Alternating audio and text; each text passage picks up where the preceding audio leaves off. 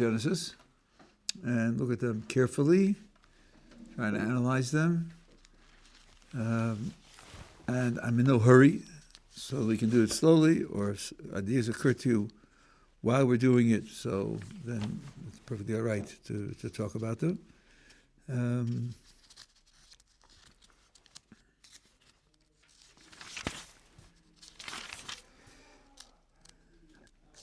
This is the story where Isaac decides that he wants to give a blessing to his oldest son, Esau, and he attempts to do so, but Jacob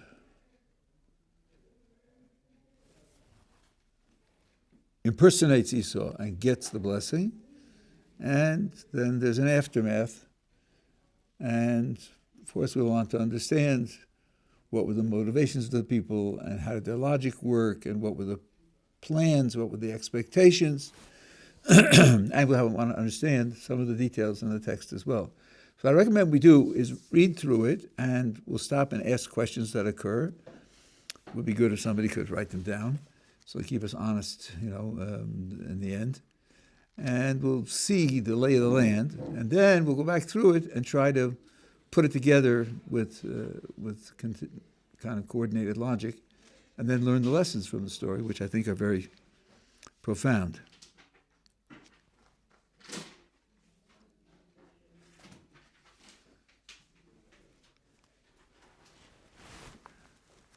So we're starting at page 133. Really, this is chapter 27, but the two verses before that give a certain piece of background, which we'll have to keep in mind. So remember, the story is about Isaac wanting to give a blessing to Esau. Now, on page 133, at the bottom of the text, verse 34, when Esau was 40 years old, he took as a wife Yehudah's daughter of Be'eri the Hittite. The Hittites were a local tribe. And Basma was the daughter of Elul the Hittite, so they're both Hittite women. And they were a source of spiritual rebellion, literally bitterness of spirit, to Isaac and to Rebekah. So background for the story of Isaac wanting to give Esau a blessing is that Esau married two women, and he was very bitter over the marriage. He and Rebekah, who was his wife. Okay, so just keep that in mind as background that we'll have to take into account. By the way, the chapters were made by medieval Christians. They have no relevance to the coherence of the text. In fact, just starting a new chapter, from our point of view, means absolutely nothing. It's just convenient to refer to it when you have thousands of verses and you want to know where you are, so it's a convenient way to have a number system, but it has no significance. Okay, 135, top of the page. It came to pass, when Isaac had become old, and his eyes dimmed from seeing, that he summoned Esau, his oldest son, and said to him, "My son?" He said to him, "Here I am." And he said, "See, now I have aged. I know not the day of my death. Now sharpen, if you please, your gear," because Esau was a hunter, "your sword, your bow. Go out to the field and hunt game for me. Then make me delicacies such as I love, and bring it to me, and I will eat, so that my soul may bless you before I die." Anything occur to you here as perhaps needing explanation or curious?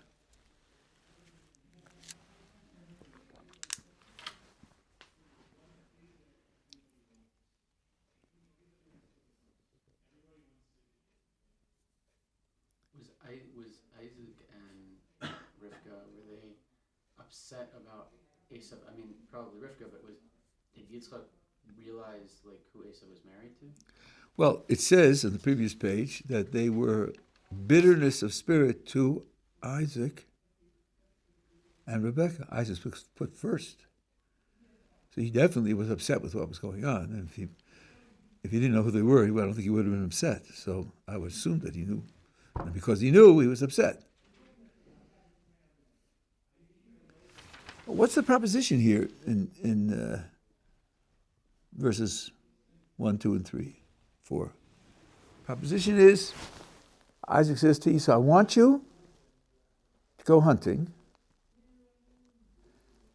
and to catch game and to prepare it for me and to bring it to me so I can eat, so that my soul will bless you before I die. This is the kind of after lunch blessing, but only after lunch. What has having a meal got to do with giving a blessing? Why must it be after lunch? There are a lot of blessings in the Torah, and if you take the Hebrew Bible, 1,000 pages of it, there are a lot of places where blessings are given. Never are they after a meal, never. And it's worse than that. It's not just that he wants to have it after lunch. Esau has to produce the lunch. You know, Isaac's married. His wife, Rebekah, is the one who cooks for him. Indeed, she's going to cook a substitute meal so that Jacob can impersonate. Why doesn't Isaac just say to Esau, come back at 3 o'clock? That'll be after lunch. Rebekah will give me lunch, and then I'll bless you. And not only that, but he has hunting gear. So Isaac says to Esau, sharpen your hunting gear. In other words, you've got to do this as if you're starting from nothing. First of all, prepare your gear. Then go to the field and hunt the game. Then come home and slaughter it and butcher it and cook it. And then bring it to me, and then I'll eat. And after that whole performance, my soul will bless you. Sounds like, without that performance, Isaac's soul can't bless Esau. It's certainly not typical of blessings. Indeed, at the end of the chapter, as we will see, Isaac blesses Jacob also, and it's not after lunch. You'd have to give him any food. So that's the first question that we'll have to answer. What has making lunch got to do with giving a blessing? Okay? We're clear? Okay, so now it says, Rebekah was listening as Isaac spoke to Esau, his son. Esau went to the field to hunt game to bring. So he's out now hunting.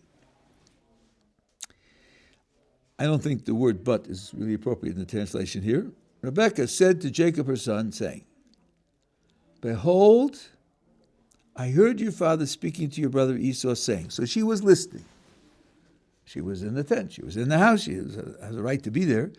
She said, I heard them. Now here's Rebekah's report of what Isaac said. Bring me some game and make me some delicacies to eat, and I will bless you in the presence of Hashem before my death. Now, is that what Isaac said? Is she reporting correctly, exactly what Isaac said? No. Why not? Because Isaac told him to do more, and Isaac also told Esau that he wanted to give Esau the blessing because he was about to die. Because what, sorry? Because he was about to die. Yes, okay. So she left out, first of all, she left out certain things. Some of the preparations that Isaac specified, she left out. She left out the fact that he said, it's because I'm old and I don't want to go to die. Right, she definitely left those things out. Anything else that's different between what she said and what was really Isaac's words? Mm-hmm. She said that he said, and I will bless you, but in Isaac he said, so that my soul may bless you. Okay. He said it, the translation anyway, he said it as a result, where she reports it as just another item in the list of things that will happen. Good. Anything else? She says before Hashem. Oh, she adds something. She adds that the blessing will be before Hashem. Isaac didn't say that. So we'll have to understand why she added that. Okay. So she says now to Jacob, my son, heed my voice which I command you. Very strong words from a mother. I'm commanding you to do this. Go now to the flock, fetch me from there 2 choice young kids of the goats, and I'll make the delicacies for your father as he loves. So you see, there were animals right outside the tent flap. Isaac didn't need to tell Esau, go hunt game to bring. He didn't need that if he wanted lunch. Lunch was right there. No, he wants Esau's hunted game. Only Esau's hunted game. We'll have to explain that. So I want you to go, she says, and get me animals, and I'll make delicacies as he loves. Then bring it to your father, and he shall eat, so that he may bless you before his death. Meaning, you're going to impersonate your brother. You're going to pretend to be Esau, so that you will get the blessing that Isaac wants to give Esau. You could raise a question here, couldn't you? I mean, is this right? Is this an appropriate thing to do? Where's she coming from that she makes this proposition? What does she want to accomplish by it? And also, how could it be justified? And it's going to get worse. 11. Jacob replied to Rebekah, his mother, but my brother Esau is a hairy man, and I'm a smooth-skinned man. Perhaps my father will feel me, and I shall be as a mocker in his eyes. In other words, he's going to figure out right away that I'm Jacob and I'm not Esau. And then he's going to think of me as mocking him, deceiving him, cheating him. I will thus bring upon myself a curse rather than a blessing. Now, Jacob here is saying, I don't see how it can succeed. I think it's going to fail. And here's how it's going to fail. So Jacob is raising an objection to his mother. You're telling me I have to do this? I don't think it can succeed. Since Jacob's not simply saying, yes, Ma, whatever you say. No. He's thinking independently, analyzing it on his own. Then isn't it even more surprising what he doesn't say? Why doesn't he say to his mother what? How can we do this? You're asking me to deceive my father. How can we do this? And he doesn't say it. So it's even worse now. It's not just that we thought of an objection, but since Jacob is already making an objection, but he only makes a technical objection, doesn't raise a moral objection. So that also needs help, needs a lot of help. His mother said to him, your curse be on me, my son. You're worried about being cursed? I'll be the one who's cursed. Only heed my voice and go fetch them for me. Do it anyway. So he went, fetched and brought to his mother. Mother made delicacies as his father loved. Rebekah then took her oldest son's Esau's clean garments which were with her in the house and clothed Jacob, her younger son. He put on Esau's clothes. With the skins of the goat kids, she covered his arms and smooth-skinned neck. Okay, the skins of the goats are rough. They're not smooth like human skin. And she put him on the exposed areas of his skin. He's worried that maybe his father will feel him, so his father will feel the goat skins and will not realize that he's a smooth-skinned person. She placed the delicacies of bread which she had made into the hand of her son Jacob. So, Esau's out hunting, and Jacob's already got lunch, and he's disguised by dressing in Esau's clothes. Now remember, Isaac can't see, so that's not going to help, but you'll see that it will play a role anyway. And the problem of being felt, there's a proposed solution for that. Came to his father and said, Father, he said, here I am. Who are you, my son? Now let's figure this out. Isaac is asking, who are you, my son? So he knows it's his son. So what are the choices? How many children does Isaac have? 2. Jacob and Esau. So he says, who are you, my son? The only possibility in his mind is, Well, I know I sent Esau hunting. That was the project. But I have another son, Jacob. Maybe it's Jacob. Why should he think maybe it's Jacob? You'll see.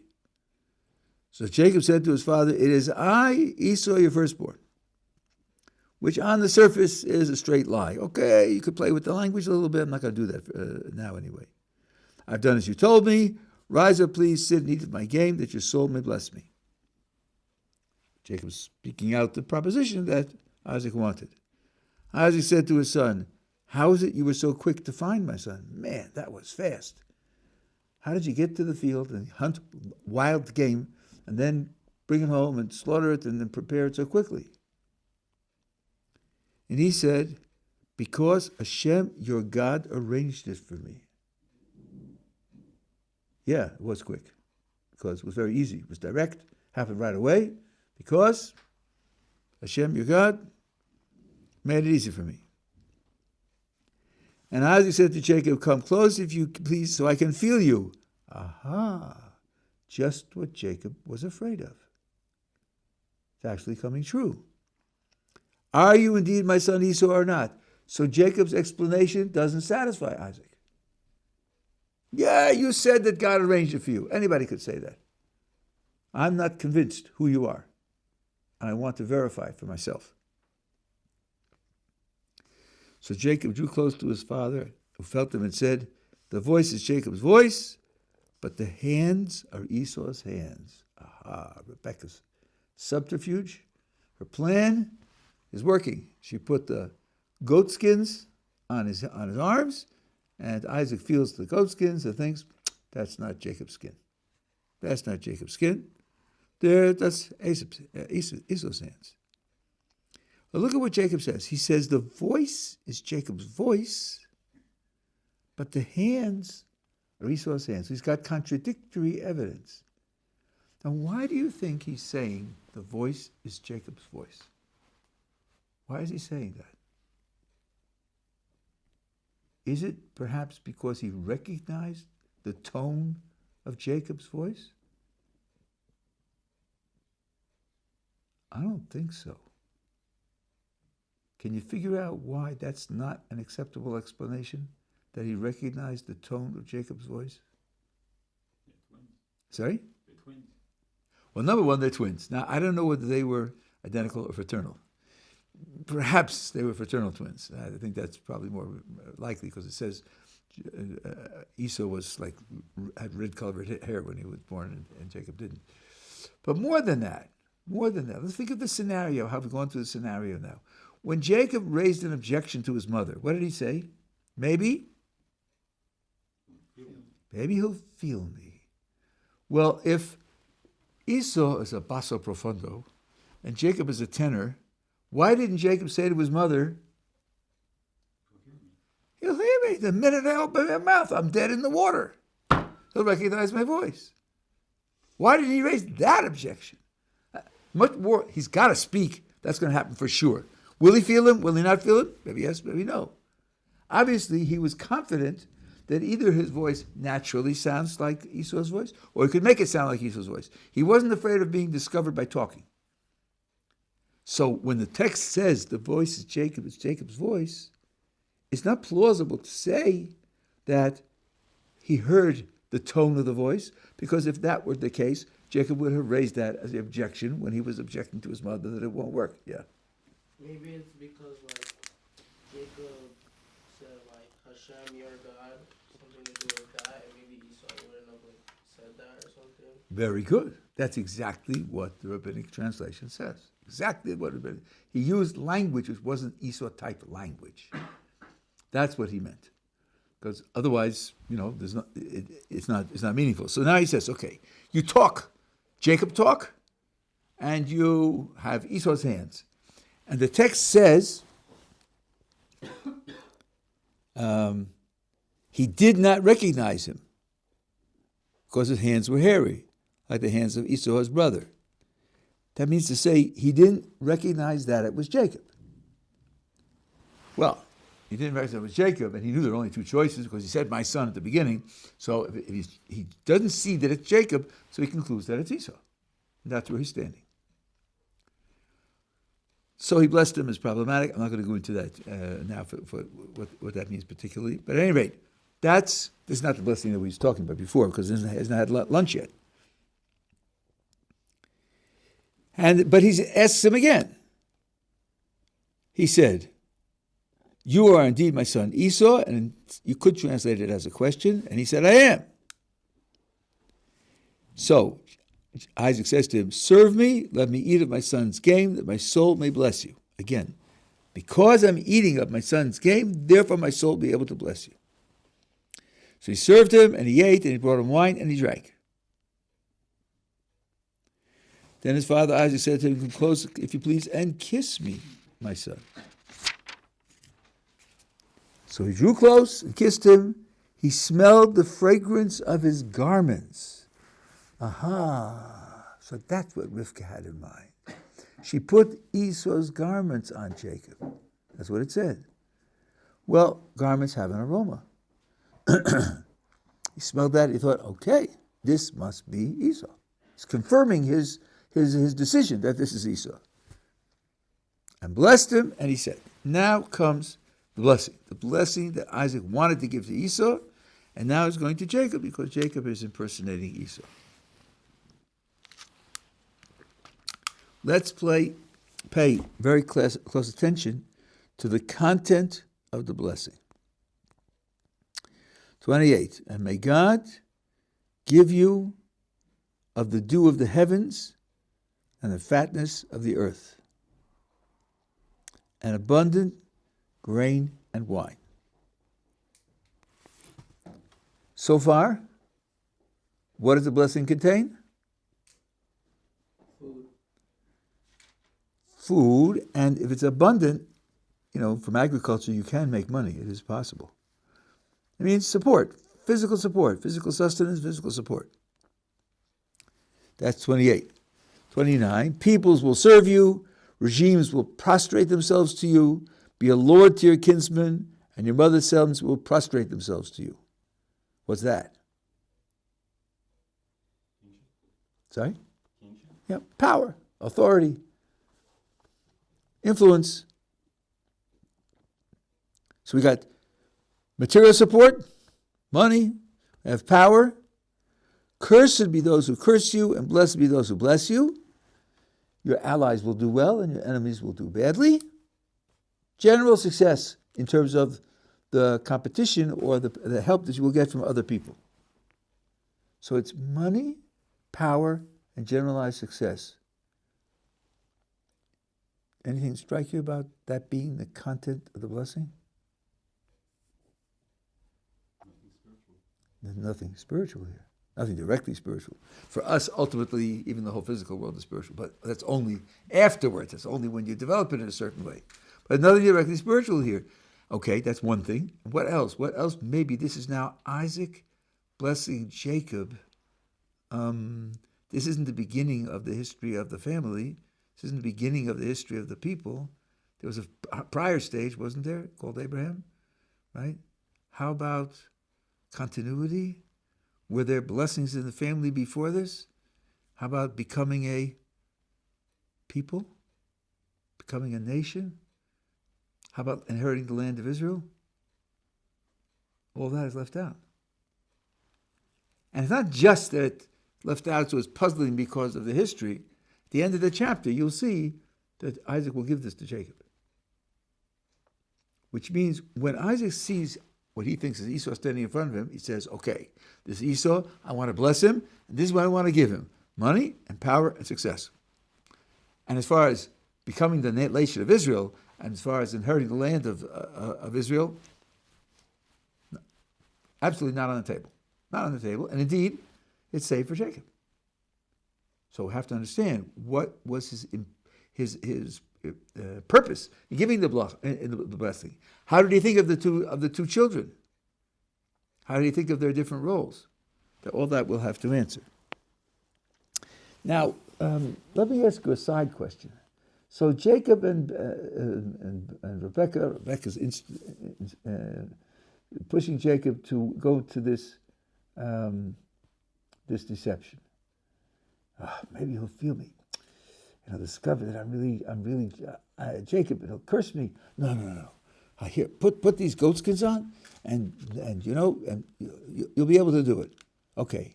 Let's imagine the greatest possible success, which is what happens. He doesn't discover, he gives the blessing, and he goes out successful. How long can that success last? Only until Esau comes back. Like, when Esau comes back, the jig is up, right? It's over. Why aren't they worried about the aftermath? When Isaac realizes, oh my gosh, I thought it was Esau, I gave the blessing that I intended for Esau, and it was Jacob who deceived me. Why aren't they worried that then he'll curse them? So only if you could just get through of it and get the blessing and get out, then everything's okay. Why? Why is it okay? For sure it's going to be discovered. So I have to understand that. Obviously they think once that happens, everything's fine. Okay, so now, watch what happens now. It's even more striking now.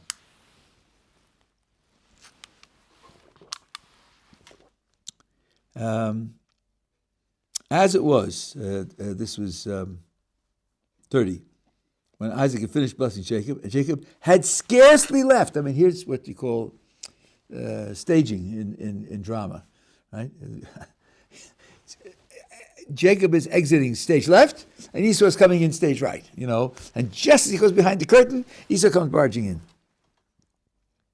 Esau, his brother, came back from his hunt. He too made delicacies, brought them to his father, said to his father, let my father rise and eat of his son's game, so that his soul bless me.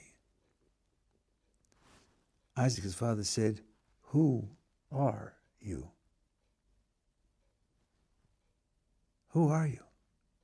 And he said, I'm your firstborn son, Esau. Then Isaac trembled in very great perplexity, and he said, where is the one who hunted game? Didn't really hunt game, right? His mother gave it to him from the flocks outside the tent. But that's what he thought. Brought it to me, and I partook of all. I ate some of it. When you had not come, and I blessed him. Who is that? Who could have done that? Well, let's go back and figure it out. What did he say when Jacob came in? Who are you? My son. Now he only has two sons. And I pointed out then that the only two choices, Jacob or Esau. So he didn't know who it was. He tried to discover who it was. And then he satisfies himself that it was Esau, and now he's discovering they made a mistake. It was really Jacob. What are the first words that Isaac says when he realizes that it's Jacob? Indeed, he shall remain blessed. Isn't that a bit of a surprise? Oh no! What did he do to me? How could this happen?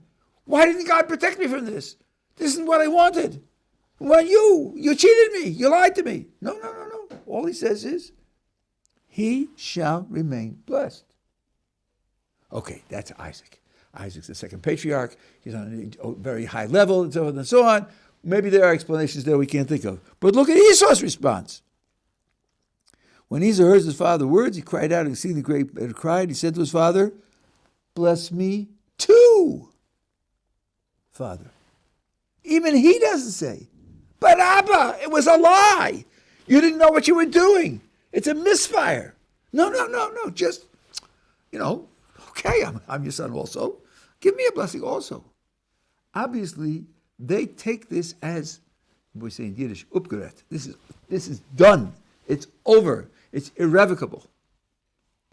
Maybe this is what Rebekah and Jacob were counting on when they weren't worried that if we'll just get through the deception and receive the blessing and get out, it'll be okay. Because obviously Isaac and Esau are both treating it as okay. But why did they think of that? Why did they think of it that way? So I'll go back now and explain one thing that we asked before. What did she add when she said to Jacob what Isaac had told Esau? What did she add? That the blessing would be before Hashem. When someone blesses somebody, there are at least two different ways in which that can happen. Maybe there are others as well. One is You're expressing a wish. I bless you that such and such should happen. It means I wish this should happen for you. I'll pray for you that it should happen for you. It's an expression of my desire that you should have it. That's one type. The other type is prophecy. Blessings can come through prophecy. So, Rebecca says to Jacob, I know what this process is. This process is prophecy. So, if Isaac wants to give the blessing, and he wants the blessing to come from God, and therefore he's anticipating that when he's ready, God will give him the blessing to give over to Esau. If you get in there, and when he anticipates the blessing, it comes, and he gives it to you, he will know that it's prophecy. And therefore he'll know that it has to be right. And even Esau knows this. He too knows that it's prophecy. And therefore, when it happens, that Jacob gets it, he doesn't object. He can't object. God himself signed on a dotted line and said, this is the blessing that I want. And that explains why there's no complaint here. There can't be a complaint. Because God didn't want it to come out that way. And since she said that to Jacob, he knew it also. That's why he wasn't afraid of being discovered after the event. If he were discovered before the blessing, that would be a problem. Because then the blessing wouldn't take place at all. Okay, now comes a very bitter discussion back and forth between Isaac and Esau. So Esau says, bless me too, Father. Verse 35 at the bottom of 139. He said, your brother came with cleverness and took your blessing. This translation is right. He said, is it because his name was called Jacob that he outwitted me these 2 times? Jacob in Hebrew is a word for heel, and Jacob was born grasping Esau's heel. His hand was on Esau's heel when Esau came out first. So it's like pulling it away from somebody or tripping him up. Is it because his name was called Jacob, he outwitted me these 2 times? Which 2 times are those? Well, we didn't go through it, but now he says, he took away my birthright. That's a separate story. Maybe we'll go through that on another occasion. And now he took away my blessing. So I lost twice to him. He took my birthright some time ago, and now, in this particular incident, he took away my blessing. He's talking to his father. Esau's talking to his father. Look what he did to me. And Jacob doesn't respond. So Esau then goes on and says, have you not reserved the blessing for me? Abba, yeah, the whole world is under your control. Certainly there's something left for me. Isaac answered him and said, behold, Lord, I've made him over you, little L, because he said, your kinsman will bow to you. So then that means I give him authority over you. And all his kin I give him as servants. Grain and wine I supported him. For you, what can I do, my son? And Esau said to his father, have you but one blessing, Father? Bless me too, Father. And Esau raised his voice and wept. So his father answered him and said to him, and notice that the verb to bless is not used here. It doesn't say to bless, it just said answers. Commentators point that out. Behold, the fatness of earth shall be your dwelling, and the dew of heavens from above. Okay, I gave Jacob money, but there's enough money to go around, I didn't give him the whole world. Yeah, there's plenty of money for you too. But you notice the order is different. There, with Jacob, it was the dew of the heavens and the fatness of the earth. And here it's the fatness of the earth and the dew of the heavens. That's a hint as to who Esau is. By your sword shall you live. Your brother you shall serve. I'm not revoking that part of the blessing I gave to Jacob, that he should be the master over his family. But when you are aggrieved, when you have a complaint against him, a justified complaint against him, you may cast off his yoke from upon your neck. So Jacob's ruling over you isn't unconditional and absolute. He has to deserve it. And if he doesn't deserve it, then it will come to an end. Okay. Esau harbored hatred toward Jacob because of the blessing with which his father blessed him. And Esau thought, now here, I didn't read the words of the Hebrew the way they translated here, and I always objected to it. Now I found one source, Ben Bachai, who says it. I think. All right, I'll read it the way it's translated. You know, I think the other commentators would see it differently, but it is one, at least, commentator says, "May the days of mourning for my father draw near." It's as if he's wishing for his father to die. Then I will kill my brother Jacob. And here, I'll just mention, so what is Esau saying? Oh, Jacob, you know, the world's not big enough for him and me, and he's the one who's going to lose. He's going to leave the world. I can't abide this. I hate him. But while my father's alive, I won't kill him. Why not? What has his father being alive got to do with not killing him? So what? His father's alive.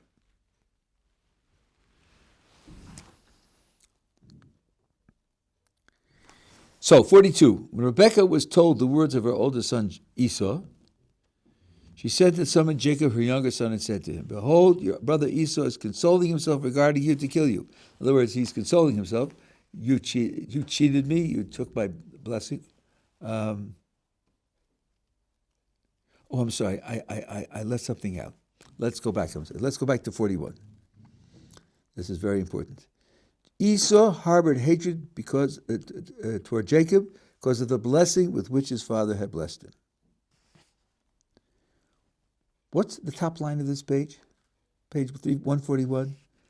When Esau's talking to his father, he says, "Jacob deceived me twice. He disadvantaged me twice. He took away my birthright, and now he took away my blessing."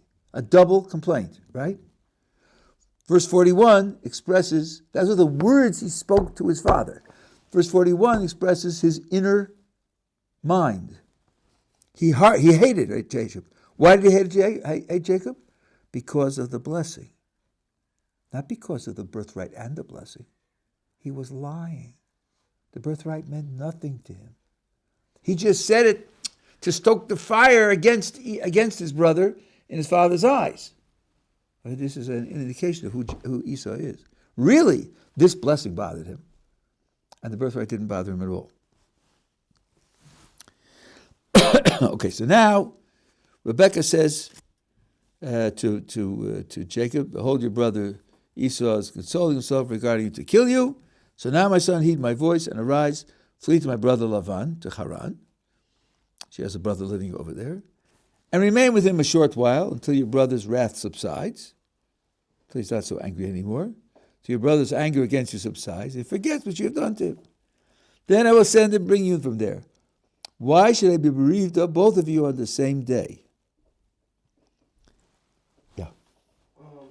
Back to like the blessing. Was Esau mad about the blessing that Isaac gave Jacob, or about the blessing that Isaac gave him? Like which blessing was he unhappy with? That Jacob took his blessing, or that his father told him that you'll have to serve your brother?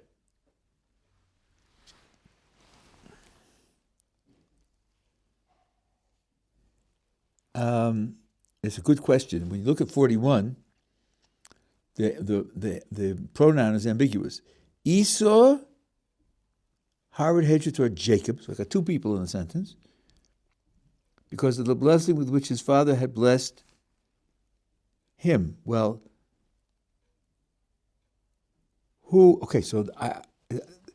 strictly speaking, the him could be Esau or Jacob. Now, you put the question nicely. In other words, it's because of what Isaac said to Jacob, or because of what Isaac said to Esau, right? I think now it's a good point. I hadn't noticed this before. I think what I said back in 39 now is very important. When in 39 it doesn't say that Isaac blessed Esau; it just says he answered him. So in 41 you talk about a blessing. The only one who got a blessing was Jacob. So that's very good. Yeah. So it says that when you are aggrieved, it doesn't say when the Jews mess up. It says when Esau would be aggrieved. Sorry, what doesn't it say? It doesn't say when we mess up or when we do bad. It says when Esau is aggrieved. The word in Hebrew is like, it's the only place the word appears in the whole of 1,000 pages of Tanakh. It's a unique word. It's hard to read. In English, aggrieved means you have a justified complaint. And that's where the rabbis take it. When you'll have a justified complaint. Now, what would the justified complaint be? He's ruling over you, and you have a justified complaint against his ruling over you. It's only because we failed in the way we're behaving. So that's the way it's taken. I don't think there's any other... But it seems like it's something against Esau in particular, meaning like we can mess up and do other stuff, right? But Yeah. if we're not affecting Esau, we're not really, there's nothing towards him himself. Right. Because, that's a nice observation. In other words, it's not that we fail in other areas and we be punished by losing our control over Esau. It's rather that he has a justified complaint. So it's more supportive of Esau to say it the second way, right? I haven't abandoned you, and you're not cast off. I care for you. I gave a blessing, and God confirmed it with prophecies. So I'm not going back on that. But Jacob's got to live up to it to deserve it. And if you are justifiably victimized by it, then it will lapse. I agree with you. It's not a punishment for Jacob's just failure. It's a punishment for Jacob treating Esau in a way that he has no right to treat him. Okay, so Rebecca says to Jacob, "You've got to get out of here," and until Esau's not so angry. Now she's got to negotiate it with Isaac. After all, he can't just leave because his mother says so if his father doesn't give him permission.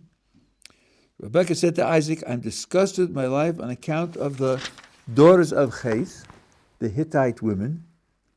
If Jacob takes a wife of the daughter of Ches, like these daughters of Ches, who could she be referring to?" Esau's wife. Esau's wives. They were two Hittite women, right? And it was the two of them had certainly agreed that it was terrible that Esau did that. And what's Jacob going to do? He's going to get married. Who's going to marry? There's nobody else around here to marry. Now she's putting this to Isaac because she knows that he and Isaac agree on this. That's not her real reason. Her real reason is she wants to protect Jacob's life. She's putting this to persuade him that he should. So Isaac summoned Jacob and instructed him and said to him, "Do not take a wife from the Canaanite women." Number one, yes, you and your mother and I both agree that you shouldn't do that. Arise, go to Padan Aram, to the house of Basul, your mother's father. Take a wife there from the daughters of Lavan, your mother's brother. That's your family, your cousins. That's where you should get married. Okay, that's the response to Rebecca's proposition. And now, and may El Shaddai bless you, make you fruitful, make you numerous, may you be a congregation of peoples. That was the blessing that God gave to Abraham and the blessing that God gave to Isaac, and now is being passed down to Jacob to be the father of the Jewish people. May he grant you the blessing of Abraham, if you had any doubts where the blessing was coming from, to you and to your offspring with you, that you may possess the land of your sojourners which God gave to Abraham. You are the third patriarch. This is what Isaac was holding back when he thought Esau was standing in front of him. When he gave him money and power and control over the family, that's what he thought he was giving to Esau. This he was holding back. So I think we have to take that into account when we analyze how Isaac looked at Esau and how Isaac looked at Jacob and what he was trying to accomplish with the blessing that he did give. All of this has to be taken into account. Furthermore, there's not even a hint here. You want to ask that question? Yeah. Yeah. If Esau had got that blessing and Jacob had only just got this blessing, then wouldn't Jacob still be like under Esau? Like wouldn't? Right? Yeah. Yes. Exactly. So that's a very. We're going to talk about that in detail. In other words, what was wrong with Isaac's idea? What was his idea? Why did he want to do that? Isaac obviously wanted to split the blessings, and it turns out that that's wrong. God Himself confirmed that it was a mistake, and we said at the beginning that Rebecca knew it was a mistake, and I'll show you that tomorrow. I showed that she knew it was a mistake. So what exactly is wrong with it. And we'll talk about that. That's a correct observation. And there's no hint here that Jacob lost out in any way because of this subterfuge, because of impersonating his brother. So, not Isaac and even Esau doesn't say that what he did was bad. Esau hates him, so obviously he feels injured. There's no hint anywhere in the Tanakh or the oral tradition that Jacob did anything bad. And we'll have to understand that as well. There is, with this I'm going to finish for today, there is a place where it's mentioned, but the person who mentions it is not a speaker for the principles of the Tanakh. It's Lavan with Rachel and Leah, and Jacob wants to marry Rachel, and Rachel's the younger sister, and Lavan switches Leah for Rachel, and when Jacob complains, he says, it is not done that way in our place, to put the younger in the place of the older. We don't do that. Can you feel his elbow in Jacob's ribs? Not like you did, Jacob, like you did to your older brother when you stepped into the place of your older. We don't do that. We go in order of age, and first Leah first, and then Rachel. Okay, he's clearly putting it to Jacob, you stepped in your brother's place and you shouldn't have done that. But who's he? He's one of the classical villains of the entire Tanakh. In the 1,000 pages of Tanakh, he ranks up there with the top three. So his words are an expression of an idea coming from a totally unreliable source. You cannot read the view of the book on Jacob on the grounds of what Lavan says, because the book doesn't have Lavan as a spokesman for its ideas. There is no place where Jacob loses out because of this, so it must be that what he did was perfectly justified. And we'll have to try to understand that as well. So that's first time through. We have a lot of questions on the page. Think about it. We'll be 23 hours till tomorrow, and then we'll try to answer the questions.